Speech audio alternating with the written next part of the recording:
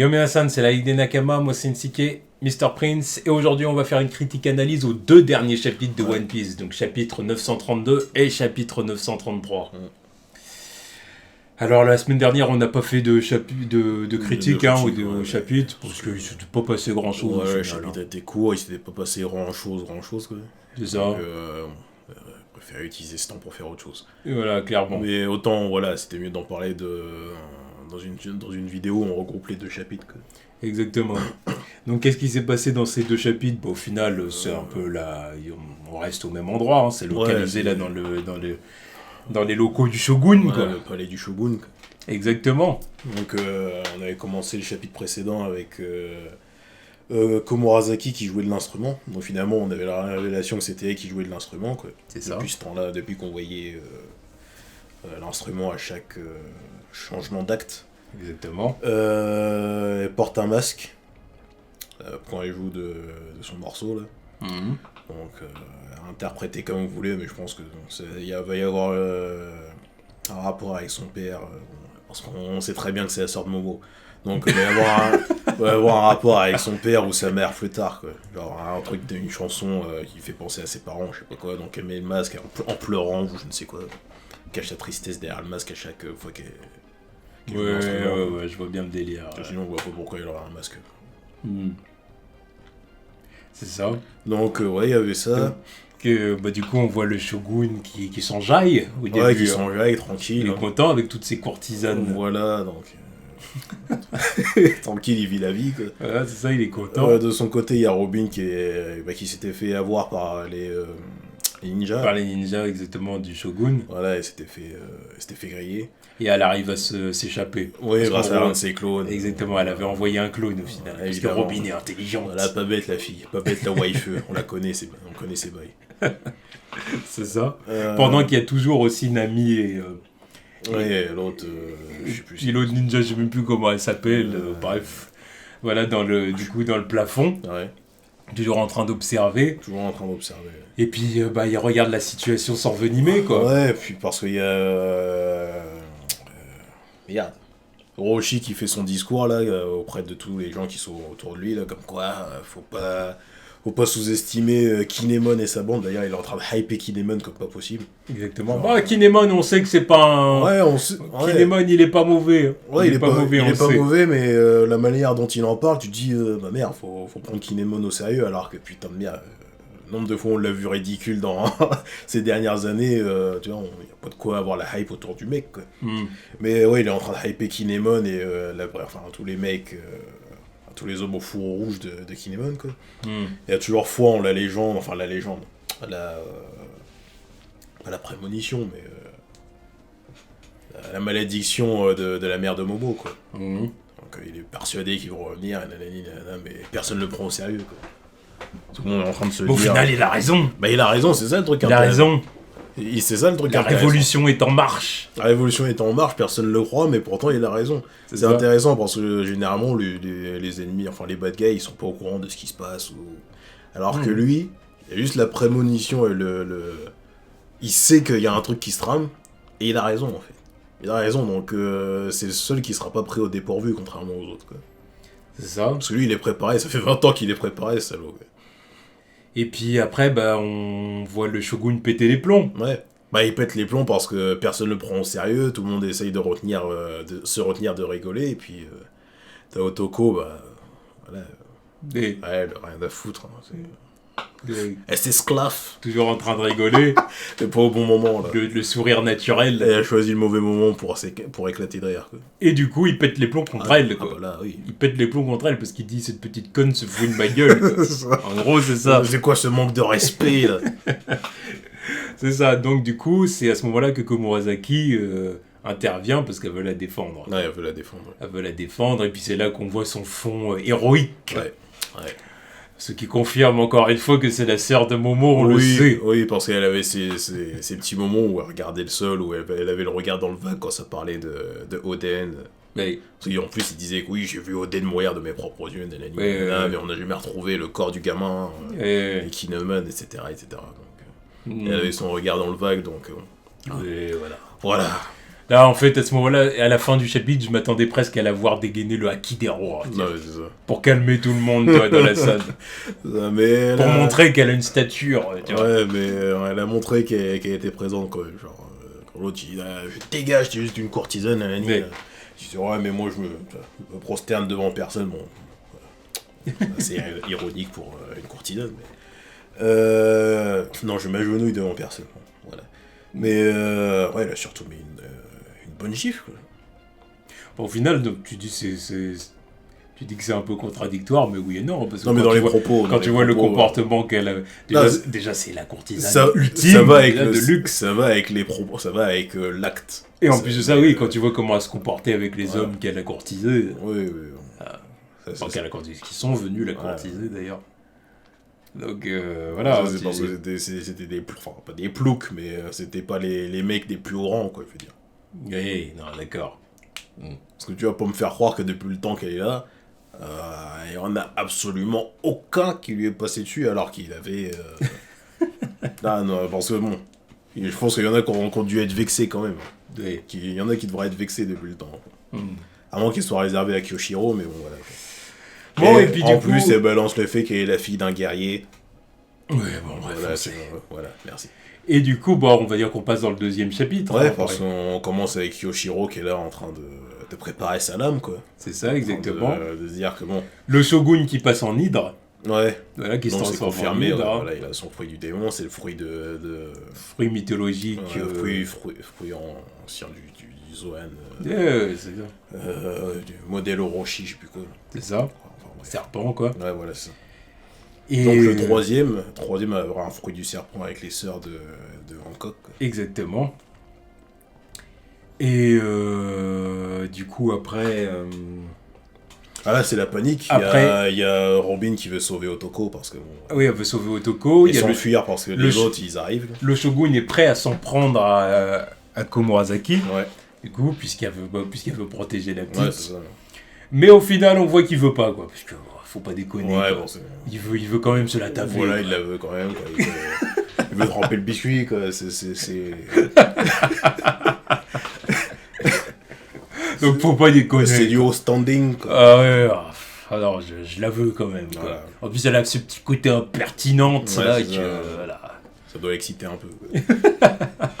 Donc il l'attrape dans sa gueule, mais il lui fait pas vraiment de mal, quoi. Sauf par contre, il y en a un, rien à foutre. Ah, Kyoshiro. Alors il arrive... rien à foutre. Clac. Mais je trouve ce truc-là chelou, quand même, parce que la manière dont il vient lui dire « Est-ce que t'es prête ?» Est-ce que t'es prête avant de lui mettre un coup d'épée? C'est genre, elle était déjà prête. Et je sais pas si c'est un truc entre deux où ils savent que... Ouais, qu'ils se sont mis d'accord. Voilà, ils se sont mis d'accord. Genre, je sais pas comment ça se passe, mais... De toute façon, on sait très bien qu'elle est pas morte. Donc, il doit y avoir une technique pour juste... Peut-être pour qu'elle échappe au shogun. Voilà. Une technique pour qu'elle échappe au shogun et une technique dans le fait qu'il la tranche, mais t'as l'impression qu'il la tranche, mais ça fait pas vraiment de mal ou un truc comme ça, quoi. Ouais. J'ai remarqué le délire des pétales à chaque fois qu'il met un coup d'épée. Hein. Ça fait penser à l'autre, la Vista de Barbe Blanche. Puis je crois, je sais plus c'était qui d'autre qui faisait un peu comme ça. Donc il doit y avoir une technique spéciale de samouraï de Wano aussi. Entre Kinemon qui tranche le feu et puis lui qui tranche et qui envoie des pétales là, c'est un truc intéressant. Non, mais c'est clair. Il doit y avoir une supercherie. Donc oui, il y a Robin qui prend Otoko pour retourner à son village sûrement. Là, où elle va retrouver les autres Mugiwara, quoi. Exactement. Faut que tout le monde se retrouve à Ebisu, là. C'est ça. Et le premier qui est là-bas, c'est Zoro. Putain d'incompétent, quoi. Mais c'est toujours comme ça. Évidemment, c'est toujours comme ça. Mais voilà, c'est parce qu'on l'a amené là-bas. Quelqu'un l'a conduit. C'est toujours drôle, le fait qu'il se perde et est toujours au bon endroit au final, c'est absolument énorme. Il y a Brooke qui est là aussi. Qui arrive et qui fait son... Oui, il fait peur. Il est en forme ectoplasmique. Ouais, c'est ça. Voilà, pour faire peur aux gens qui sont là, faire diversion. C'est ça. Donc ça, c'est pas mal aussi. Donc ça, c'est pas mal. Donc ouais, là on a Nami et l'autre, là. Et l'autre ninja, exactement. Dans le plafond. C'est ça. Qui ont été repérés. Ouais. Du coup, ils ont été repérés et puis du coup, pour s'échapper, elle utilise une technique du coup de anti-homme. Technique ninja d'éclatement des couilles. Shinobu, voilà, c'était ça. Shinobu, exactement. Ouais. Voilà, c'est ça. Et puis... en plus, je suis sûr qu'avant, elle devait être bonne, hein, parce que l'image qu'il a...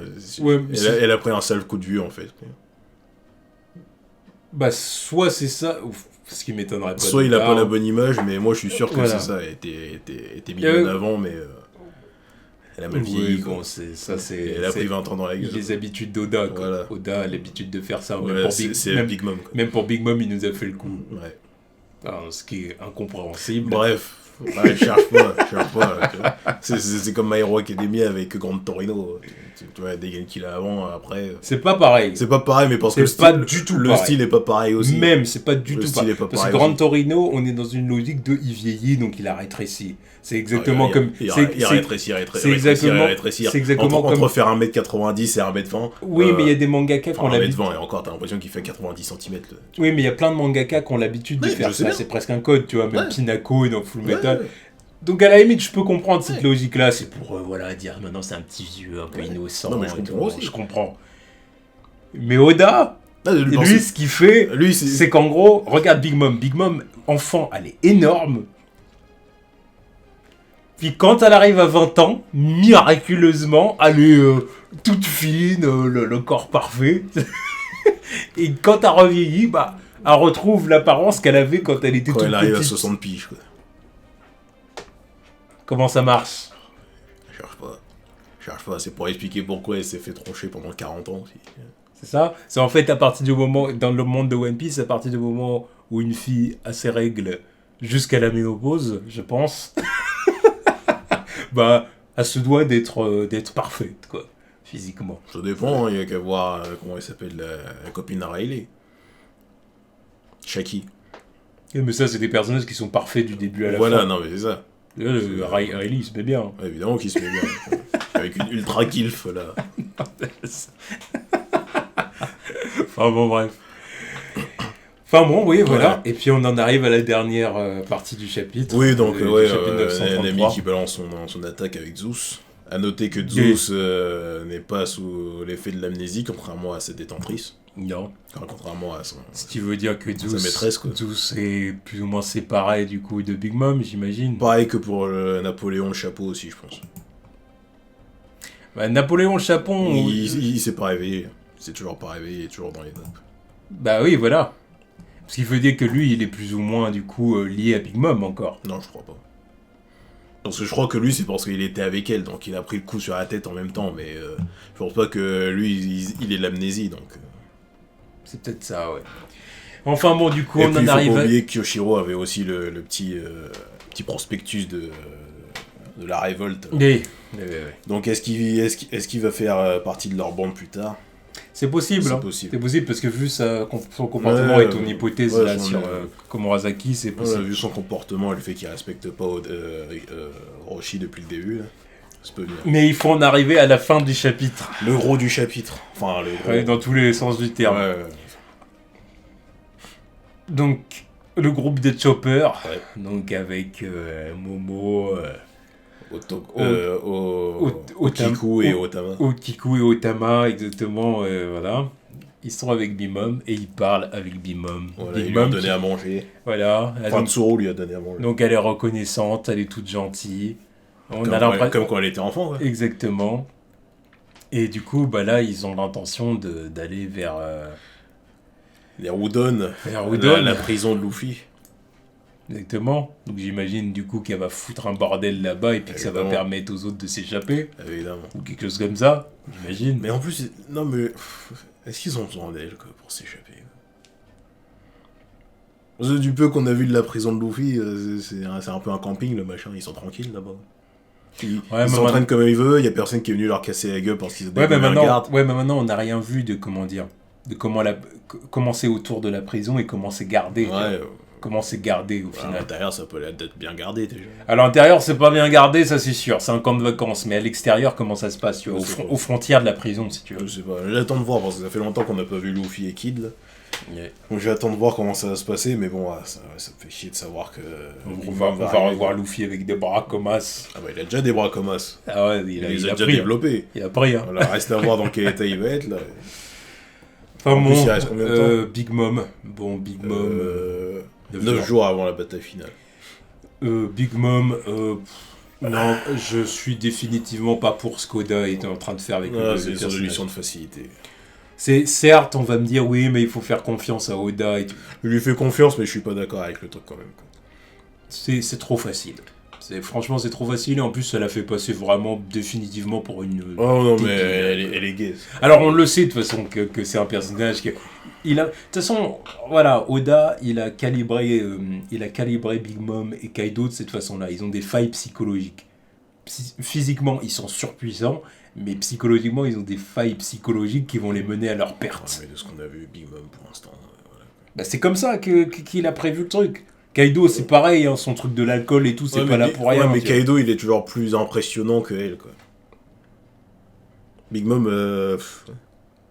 Non, physiquement, Big Mom, on l'a vu faire des trucs de ouf. On l'a vu faire des trucs de ouf, mais on l'a vu faire des trucs de ouf, mais pendant 6 mois, on l'a vu pour chasser les Mugiwara et tout ça. Mais ça, pendant 6 mois, il est passé pour une gogole. Oui, mais ça, c'est une faille psychologique. Ça revient à ça. Ça n'a rien à voir avec sa puissance physique en tant que telle.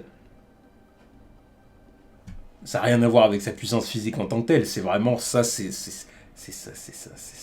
trouble. C'est trouble alimentaire et puis c'est trouble lié à son enfance et tout ça, Mother Caramel, blablabla, qu'il l'a abandonné. Tout est lié à ça. Tout est lié à ça, absolument tout. C'est ça qui fait que le personnage devient débile. Tu vois ce que je veux dire ? Et Kaido, pour moi, c'est pareil. Non, Kaido, ce sera pas pareil. Moi, je suis persuadé que ce sera pas pareil. Parce que Big Mom, depuis le début, voilà, tu prends pas le truc au sérieux à cause de son délire de focalisation sur les bonbons, quoi. Tout le conflit avec les Mugiwara, ça démarre sur une histoire de bonbons. Alors que Kaido, le délire, ça démarre sur, voilà, j'ai des faux fruits du démon, j'ai une armée à monter pour faire une guerre la plus importante, tu vois, la plus importante des guerres, nanana. Eux, ça démarre sur une histoire de bonbons. C'est différent. D'accord. Non, c'est vrai, c'est pas faux. Là, même son univers à elle, tout le délire, tu vois, tout le délire de sucreries partout sur son lit, c'est complètement différent de eux, là. Là, on arrive, c'est la Hesse. C'est la Hesse à Wano, quoi. Là, le mec, il est là en train d'imposer sa dictature depuis 20 ans. Il a ébouillanté un mec, etc., etc. C'est d'autres délires que elle, quoi. Elle, avec ses enfants, là... D'ailleurs, je sais pas où ils sont, je sais pas à quel moment ils vont intervenir. Je reste, tu dis ça, mais je reste malgré tout... Après, t'as raison sur ce que t'as dit. Mais je reste malgré tout persuadé que l'addiction, le côté dépressif et alcoolique de Kaido c'est en partie ce qui va le mener à sa perte. C'est obligé. J'aurais pas de problème avec ça si Big Mom n'était pas là. Même l'hypothèse qui veut que Shanks a empêché Kaido d'aller à Marineford à l'époque de la guerre, là, à Marineford, en lui offrant un verre de saké, enfin un grand verre de saké et tout. J'y crois. Je suis sûr que c'est une connerie comme ça, tu vois. Parce que Shanks peut pas se tirer d'un combat contre Kaido indemne, parce que quand il est arrivé à Marineford... arrivé tranquille et frais, quoi. Ah, Marineford, il est arrivé, il était frais, tu vois. Avec toute la clique.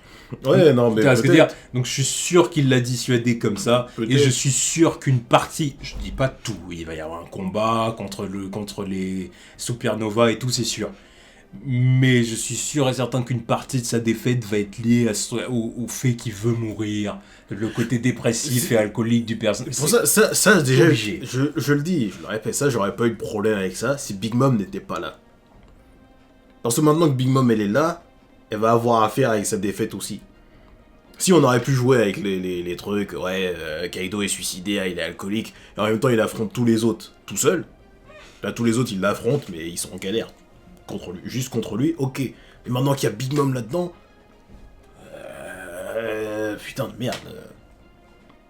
Sa dépression, son alcoolisme, et en plus il y a Big Mom qui arrive. Big Mom, peut-être son ex en plus. S'il fait ça, en fait, c'est tout simplement parce que Oda a placé la barre haut pour le personnage de Kaido. Ouais, tu vois, contrairement à Big Mom.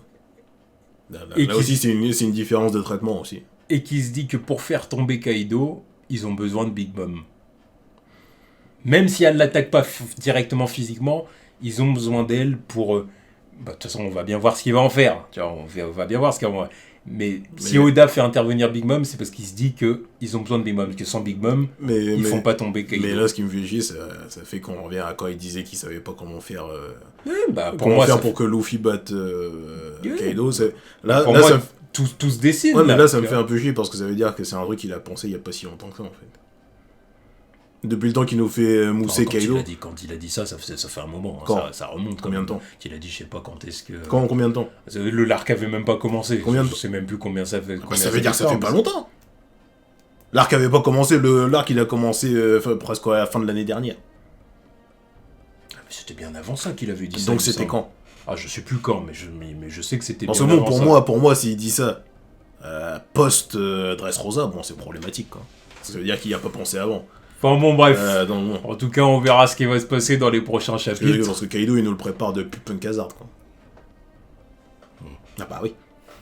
On verra en tout cas ce qui va se passer dans les prochains chapitres, mais le truc de Big Mom, je suis pas pour. Ouais, je suis pas pour, mais bon. C'est le seul truc qui me dérange. Ayons foi en Maître Oda.